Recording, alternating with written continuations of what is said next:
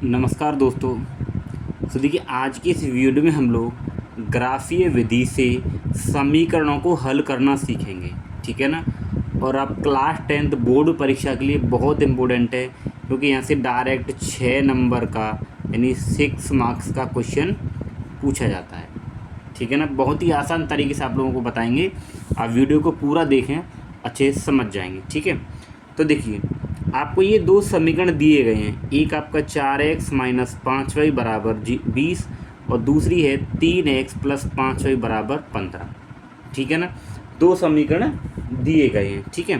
तो देखिए, हम लोगों को करना क्या है, पहले समीकरण एक के लिए हम काम करेंगे, यहाँ पे जो भी करेंगे, ठीक है। तो यहाँ पे लिखेंगे, देखिए ये 4x माइनस 5y बराबर 20, आप इसको समीकरण नंबर यहाँ पे 1 मान लीजिए, ठीक है।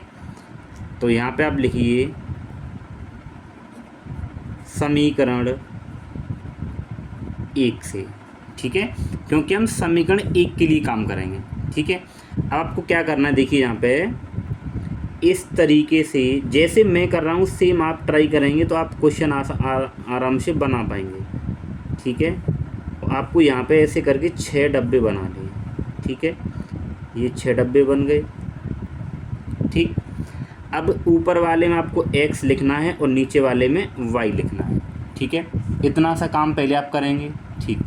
अब इतना काम करने के बाद में आपको देखिए क्या करना है। अब देखिए x हो गया और ये y हो गया। अब हम समीकरण 1 से काम कर रहे हैं, ठीक है।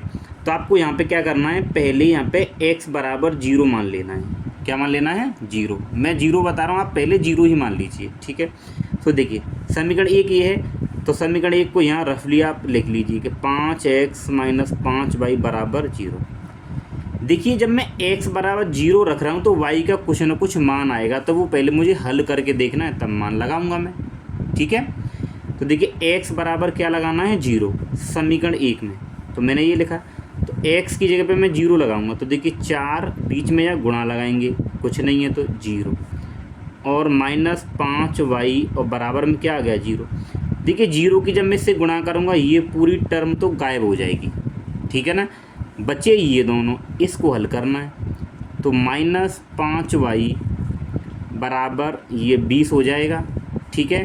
और जब y का मान मैं निकालूंगा तो ये 20 और ये गुणा में है तो इधर माइनस के 5 भाग में चले जाएंगे। अब 5 से जब आप इसको काटेंगे तो 5 चौक 20 यानी कि -4 आ गया। तो जब हमने x बराबर यहाँ 0 लगाया है तो y का मान कितना मिला हमें, -4। तो आप इस डब्बे में यहाँ पे भर दीजिए, ठीक है। यानी पहले आपने यहाँ पे मान निकाल लिया, ठीक। अब दोबारा क्या करना है आपको, यहाँ पे मैंने x बराबर 0 रखा था, अब मैं रखूँगा y बराबर 0, बिल्कुल इसी तरीके से करना है। अब मैं y बराबर 0 रखूँगा, तो देखिए इसी समीकरण में रखना है आपको कि 4x माइनस 5y बराबर 20, ठीक है।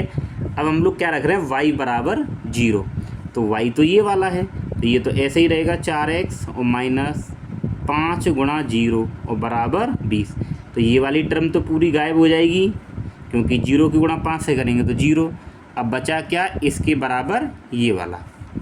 तो यहाँ पे देखिए 4x बराबर 20, और जब x आप निकालेंगे तो ये 4 गुणा में तो इधर भाग में जाएगा, तो 20/4 यानी कि 4 पंजे 20। तो x बराबर आपको क्या मिल गया, 5 मिल गया, ठीक है। जब आपने यहाँ पे y बराबर 0 लगाया है तो यहाँ पे x का मान कितना आया है, 5। तो आप यहाँ पे x का मान 5 रख दीजिए, ठीक है। आई होप आप बिल्कुल अच्छे से समझ गए होंगे, ठीक है। अब हमें क्या करना है, ये तो समीकरण 1 से हमने ये टेबल बना ली, अब हमें समीकरण 2 से ही ऐसी ही टेबल यहाँ पे बनानी है, ठीक है। तो अब हम लोग यहाँ पे एक काम करें, यहाँ समीकरण नंबर 2 को ले लेते हैं, ठीक है। तो यहाँ पे समीकरण नंबर 2 के आपके पास में देखिए 3x प्लस 5y बराबर 15, आप इसको समीकरण नंबर 2 नाम रख दीजिए, ठीक है। तो आप समीकरण 2 से काम कर रहे हो तो आप यहाँ पे लिख दीजिए समीकरण 2 से। तो आपको ऐसे ही एक टेबल बनानी है जिसमें आपको 6 बॉक्स बनाने हैं। देखिए मैं रेड पेन से लिख रहा हूँ, आपको ये ब्लू पेन से लिखना है, ठीक है। तो यहाँ भी हम लोग 6 बॉक्स बना लेंगे। तो ये 6 बॉक्स बन गए हमारे। यहाँ पे x रखेंगे और यहाँ पे y रखेंगे। ठीक है, चलिए अब इस प्रकार से हमने ये वाले मान निकाले थे ना, ऐसे ही यहाँ से मान निकालेंगे।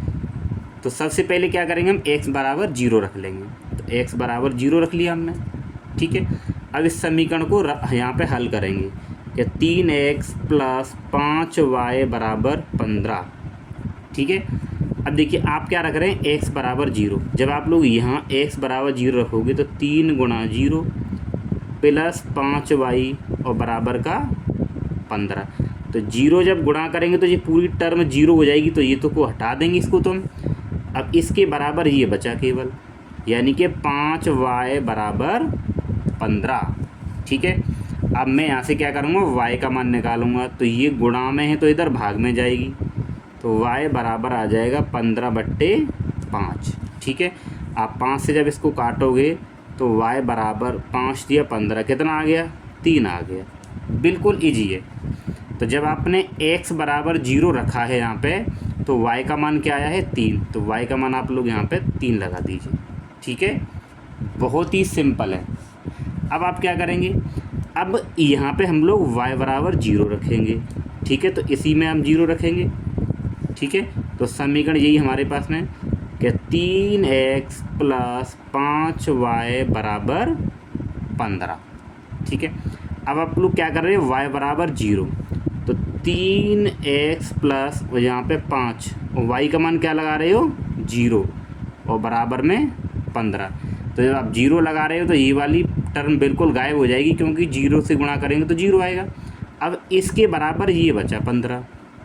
तो 3x बराबर 15। अब आप x का मान निकालोगे तो 15, ये गुणा में है तो भाग में जाएगी। और आपके पास में x बराबर 3 × 5 = 15, यानी कितना आ गया, 5 आ गया। 3 × 5 = 15, x बराबर कितना आ गया, 5। अब इस x के मान को हम लोग क्या कर देंगे, यहाँ पे रख देंगे, यानी कितना आया है, 5। ये 5 रख देंगे। ठीक है, तो सबसे पहला जो काम होता है आपका टेबल बनाने का होता है। जब भी आप ग्राफी विधि से हल करेंगे समीकरणों को, सबसे पहला काम टेबल बनाना। और टेबल बनाना बहुत आसान है। एक बार 0 रखिए, y का मान निकल आता है। फिर एक बार y का 0 रखिए तो x का निकल आता है। सेम कंडीशन इसी में अप्लाई होती है। ठीक है, अब हम लोग क्या करेंगे, इन टेबल का मान, इन टेबलों के मानों को यूज करके हम लोग अब ग्राफ बनाएंगे। ठीक है, तो देखिए ये है मेरे सामने यहाँ पे ग्राफ पेपर। ठीक है, तो चलिए अब हम लोग ग्राफ बनाते हैं। तो चलिए अब हम लोग क्या करते हैं, ग्राफ बनाते हैं। तो देखिए ये ग्राफ पेपर है। ठीक है ना, तो अब देखिए हम लोग, तो पहले ये बीच में एकदम आपको मिडिल लाइन लेनी होती है। ठीक है ना, ये जो आप लाइन खींचेंगे इससे, तो बीच में नहीं खींचनी, बीच बॉक्स में, बीच में आप लोग ऐसे खींच लीजिए। ठीक है, देखिए मैं जैसे यहाँ खींच ले रहा हूँ। ठीक है, और आप लोग जब एग्जाम में बनाओगे तो आपको किससे बनाना है, ये पेंसिल से। ठीक है, मैं पेन से बना रहा हूँ, लेकिन आप लोगों को पेंसिल से बना देना है।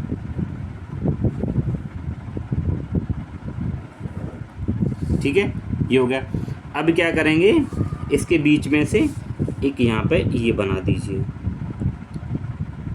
आप लोगों ने ये 8th और 9th में भी ग्राफ बनाए होंगे। ठीक है, ये बन गया।